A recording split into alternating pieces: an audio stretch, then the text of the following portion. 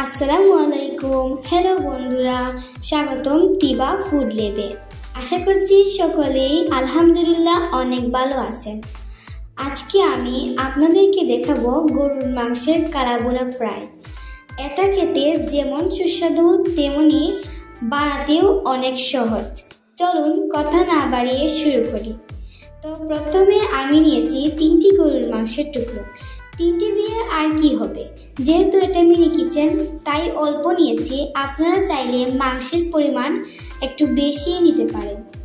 আমি মাংসের টুকরোগুলোকে ধুয়ে কেচি দিয়ে কেটে নিয়েছি।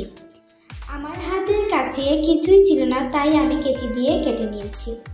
তারপর টুকরো করা মাংসের মধ্যে দিয়ে দিচ্ছি 1/2 চামচ মরিচ গুঁড়ো, 1/2 চামচ হলুদের গুঁড়ো ও স্বাদ মতো লবণ। তারপর দিয়ে দিচ্ছি 2 চামচ সয়া সস। এরপর দিয়ে দিচ্ছি মাংসের মশলা। এটা একটু স্বাদ বাড়ানোর জন্য আপনারা চাইলে এর পরিবর্তে আদা রসুন বাটা ইউজ করতে পারেন। তারপর সবগুলো উপকরণ একসাথে মাখিয়ে নিলাম।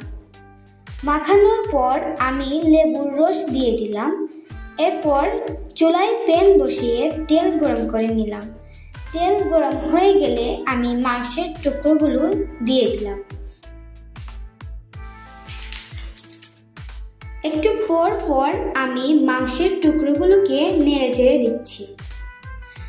এবার 2 মিনিট পর দেখুন গরুর মাংসের কালাভুনা ফ্রাই হয়ে গেছে।